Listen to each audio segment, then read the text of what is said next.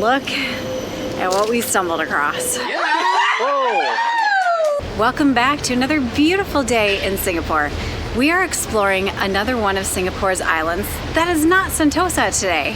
And our question is, how far away from the hustle and bustle of Singapore can you get in only a 15-minute boat ride? We think the answer is here in Pulau Ubin. We have a loose plan for today. We're gonna start by exploring the main village, eating some lunch while we're still here. Then we're gonna pick up a bicycle and bike along the sensory trail before we head to the tip that's sort of closest to Changi Airport. I'm really excited to see what the village is like. I heard that's a very traditional way of life and I'm excited to see it.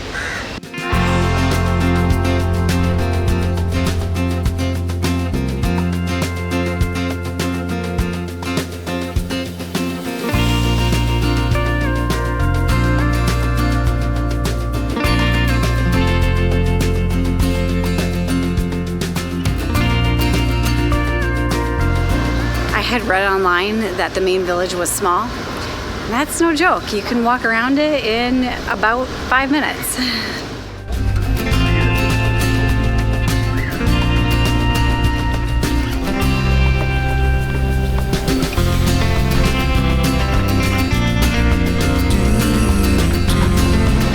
And if you need to get beyond that, it seems like bicycles are the primary mode of transportation. There are cars here, just not very many. Most people seem to be biking by. That's why we're renting them later. Yeah.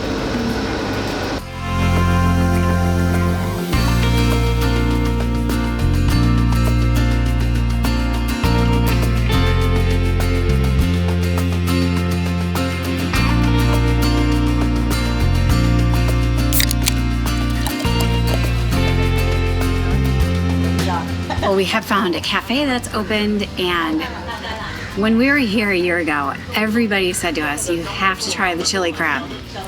So that's happening today.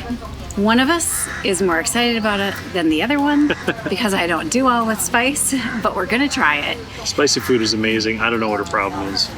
And we have an amazing setting overlooking the water. I'm really excited about this and super excited to try the crab, even though I think it's gonna knock my socks off. I hope it does.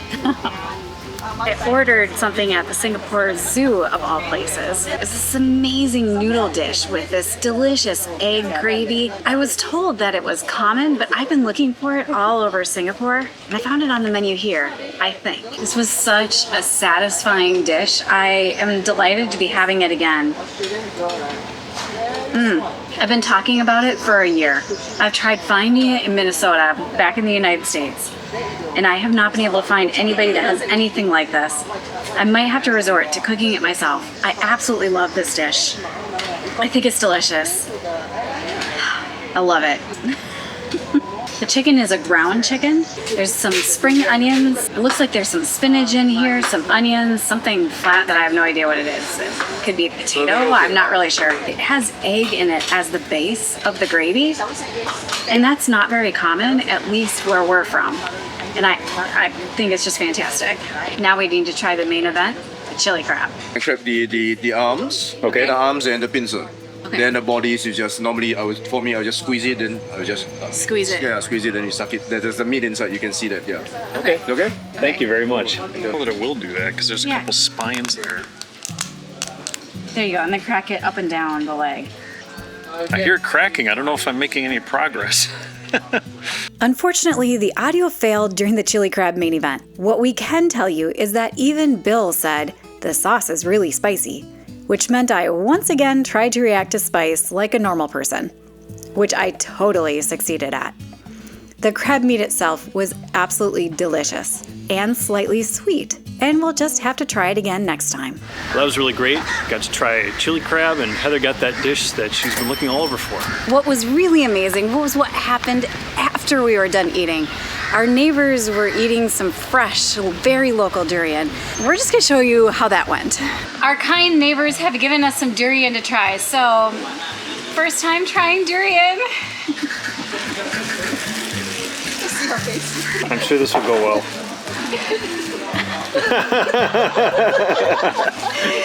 All right. This is a good one, right? Yes! Just maybe we finish everything. Try a little bit of the flesh. Is the flesh the outside? Yes. It's a little sweet, a little It's like onion custard. Go for it. Onion custard. It's something that nice. She's not cooking it.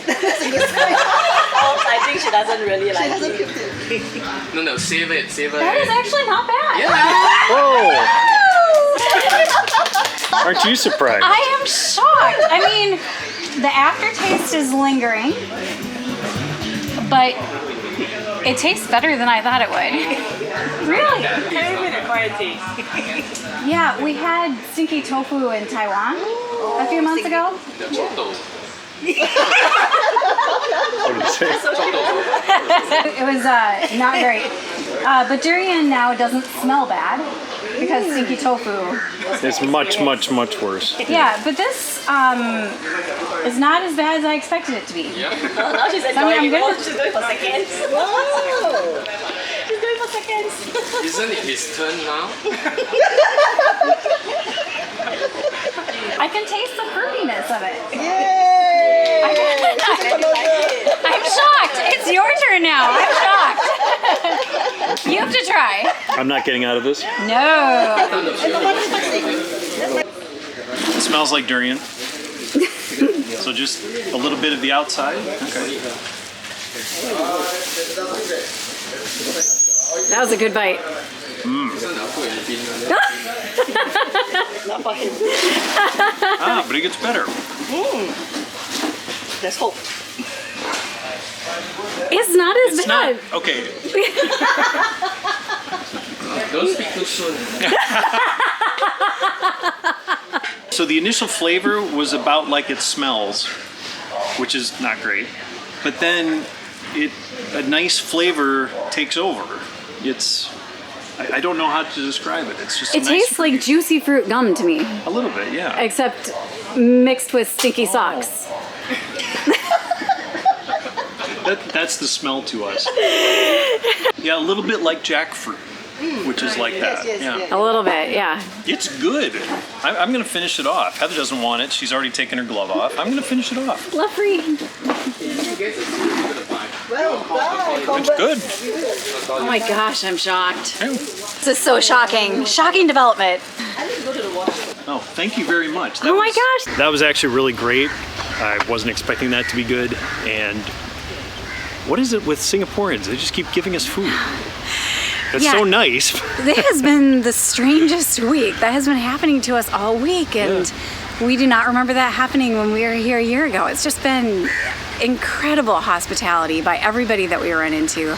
Absolutely incredible. Everybody's so nice. Now we are off to find a bike to rent. We're hoping to find a tandem because I don't want to pedal today. This is the 4th bicycle shop that we've seen already that's open today. There is no shortage of bicycles on this island.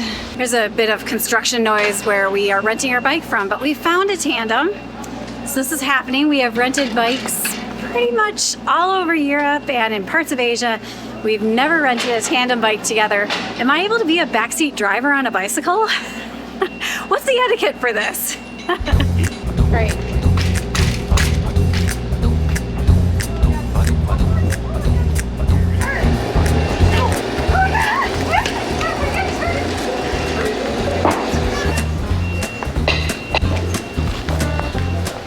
We have to pedal at the same time. Yep. Based on our initial little circle that we just made, this is going to be an interesting afternoon.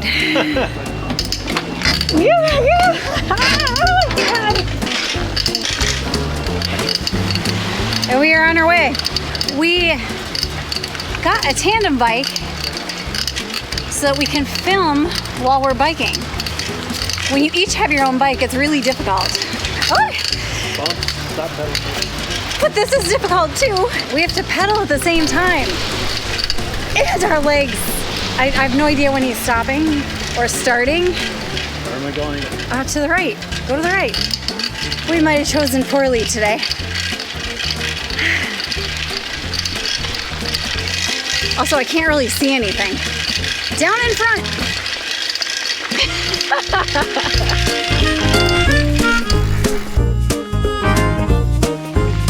So far, This is a very interesting and slightly difficult experience. As the person in back, because we're pedaling at the same time, all of a sudden I'll be pedaling along, and all of a sudden he just stops pedaling. Whee! And I have no warning. It's a little difficult, but the bicycle lane is beautiful. We're surrounded by trees and plants, and well, these might be lotus flowers, but it looks like it's after they're all done blooming, which is a bummer because look at how many there are. There are tons. The setting here is beautiful, surrounded by palm trees that are swaying in the wind today, which is a nice wind, and we are not complaining. It feels amazing. This pond is the final stop on the sensory trail before we join one of the roads. And the road is really narrow, so we have to keep an eye out for trucks. Here's our fine piece of machinery for today. Note, the front person has all of the power. The back person has a handlebar that wiggles and no power, except what she uses with her legs. Note how when his seat moves, so do my handlebars. No, too short, way too short. Probably about right there. Okay. This fine specimen of a bike cost us 20 Singapore dollars for the day. We did rent it after lunch, so in fairness, it's like a half a day price probably. So don't forget we're sharing this with trucks. We just passed the Ubin fruit orchard, which is possibly the source of our super fresh Singaporean durian that we tried after lunch. Also, the lowest gear on this bike is not enough for the hill that we just went up. I was told no hills. Lies. Cold drinks sold here. A Singaporean told us at lunch that some of these roads are believed to be haunted because there are bicyclists who, while biking, mysteriously fall even when there's no obstacles around. So he warned us to be very careful. I don't know whether we went the right way. I don't either. Okay.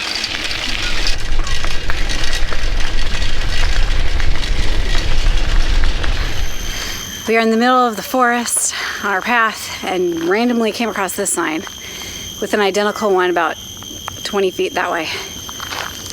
Stay on track. Stay on track toward Main Village. Bicycles that way.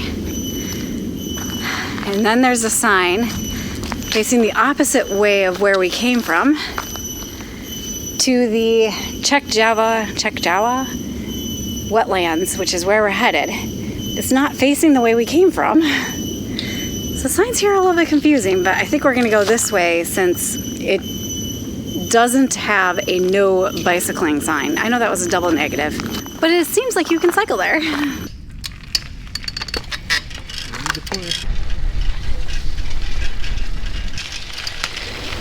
Well, we were cycling along and saw a bunch of people stopped at the side of the road, and I thought it was because of this super cool tree. Look how tall it is. But no, there were a bunch of monkeys in the road.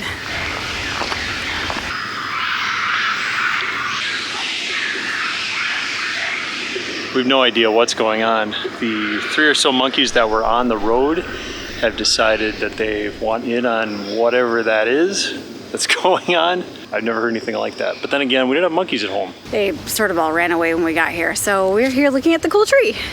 Just for a bit of scale, that's Heather standing over there, a little bit behind the tree. But this tree is absolutely massive. We actually can't even see the top. This is the first time we've seen a sign for what to do when you encounter wild boars.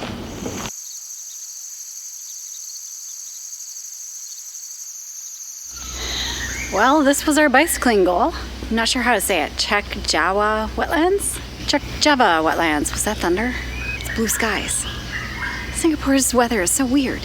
They have a really nice bicycle parking area, which is where we abruptly braked when we first got here.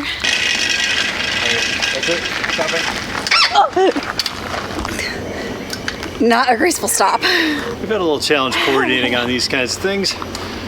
Oops. You can have a ton of bicycles. There's space for maybe 50 bicycles. Busy times must be really busy. Today there's only maybe 10 bikes here. She always looks great before and after she fluffs. I don't know why she fluffs all the time. I fluffed off camera. So down at this wetland reserve, similar to what we've seen in other wetland reserves, there is a boardwalk that goes over the water, and there's also one through the mangroves here. I think we have time for both of them, but we'll see. We're heading down to the coast now.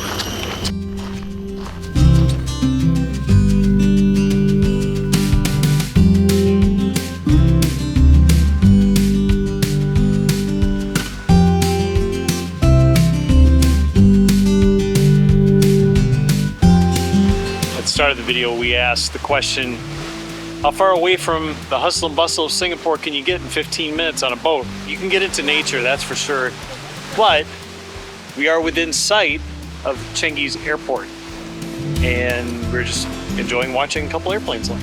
So the answer is both far away and not so far.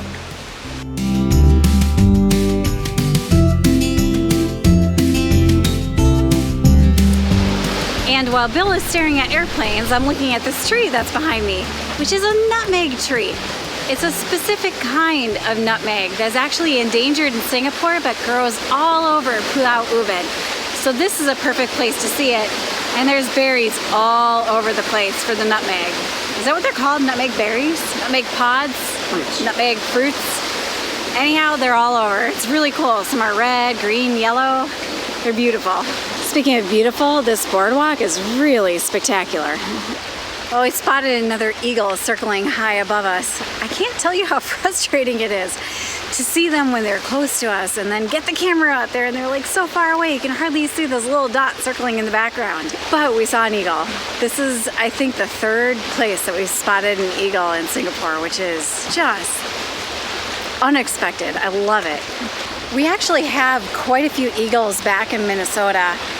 And it just sort of is this little nod or taste from home. Every time we see one, it makes me think of Minnesota, which is really cool. It is the middle of the afternoon. It is high tide right now. So if seeing things in the mud when you come here, if being able to see a lot of the, I don't know, the things that are in the mud, if that's important to you, you might want to check the tides before you visit Pulau Ubin, because right now it's just us in the water, which is very pleasant. But if you're expecting to see crabs and other creepy crawly things. Creepy crawly things like I had for lunch? Yes, like that. Oh, if you want to okay. see those, don't come during high tide. I'd rather see them on my lunch plate, I think. Well, yeah, wouldn't we all? Yeah. We finally got close enough that I could capture it better. It's not an eagle. It's a seagull. Spectacular seagull landing on the top of a sign. That's what I caught. On that great disappointment, I return you to the boardwalk.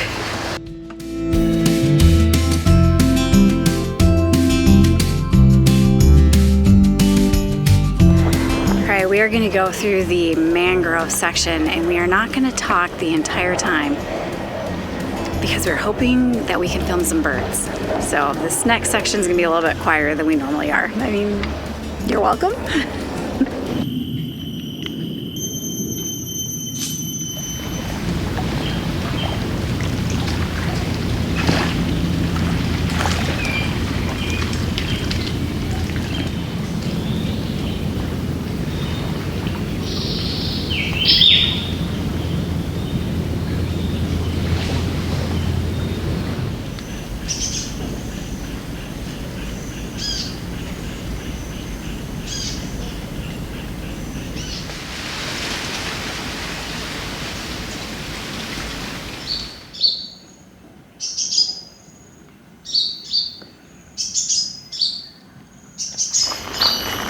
I don't know if wildlife is elusive or if we're just really bad at spotting things. We certainly heard birds calling to each other in the distance. We heard the sound of mangrove fronds, leaves hitting each other. And we are hearing a lot of cicadas now at the end. So it was definitely an audio delight, but we just weren't able to find any of the birds. I think the closest we got was a butterfly that Bill got. We're just walking to see a jetty before we leave this area and bike back to the main village. And look at what we stumbled across. We went looking for a jetty and ended up in England. We took a wrong turn somewhere. I knew I should have been the one driving the bicycle. Don't let the facts get in the way of a good story.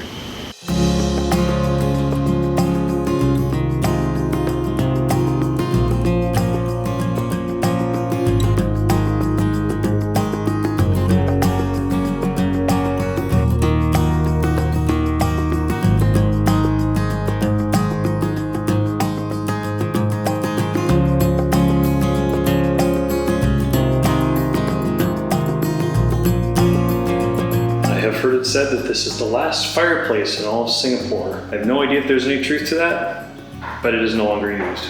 This house is absolutely stunning. It has been carefully restored. It is not quite 100 years old and it is just beautiful.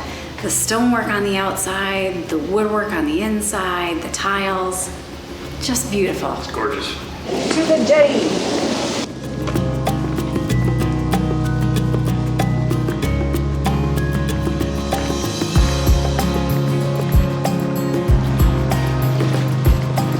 Look at this house, it's beautiful.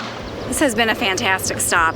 I'm glad that this is the place we decided to bike to on Pulau Ubin. Also, I just want to note, unlike stinky tofu, durian has a pleasant flavor when you burp it hours later. Stinky tofu, can't say the same. This is an outhouse within an outhouse. This is the original outhouse for the building that we were just in, and it's been modernized and covered to protect it from the elements. I love that they retained that. Super cool. We are headed back into town. It is said that this island is reminiscent of Singapore in the 1960s. So much so that the houses are not connected to Singapore's electrical grid. Instead, they're all run on generators, which is kind of mind-blowing. Another old-timey thing about Pulau Ubin that you need to know, especially if you're coming here, is that the ferries do not run on a schedule.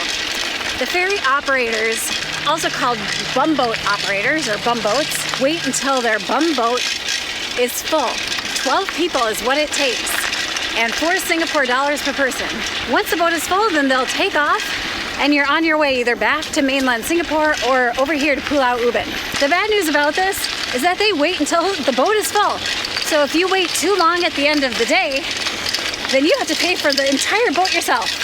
So we're trying to give ourselves plenty of time to catch a boat that has multiple people in it. Otherwise, we'll have to pay for the entire thing ourselves. That's why we're headed back. And those are also things you need to know if you want to visit Pulau Ubin.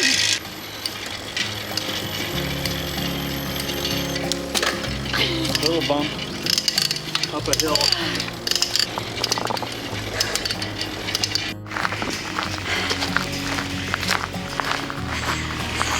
On really big hills, I get off and walk and Bill bikes up it. Want to ride? We successfully made it by the monkeys. Decided that just keeping moving and not filming them was probably the right thing to do today. Back in town now. I think going out had more uphill and coming back had more downhill. Well, as we were going through town, we kind of were paying attention to whether shops were closing or staying open, and it looked like a number of them were closing, and we've seen some workers head to the ferries, so we're guessing that means that most of the tourists have left. This is a banner promoting Taiwan tourism. It's from 2014. We just went in 2023 and it was amazing. We don't know if we're persons number 1 and 2 to wait for a boat, if we're lucky numbers 11 and 12. Remember, the boats won't leave until there's 12 people or until everybody's paid enough for 12 people. Really unlucky would be number 12 and 13. Because the boats only hold 12 people. By Singapore law, they actually hold more people, but the bumboat operators are only able to have 12. It seems the bumboats are the official name. Didn't really expect that. We only waited about 10 minutes. We have 12 people. Time to head back.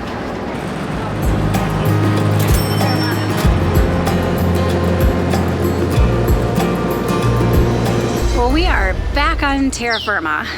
Pulau Ubin was a completely different experience than the islands that we went to on the last video, and I bet that where we're going tomorrow is going to be even different than these islands. I bet you can't guess which island we're going to.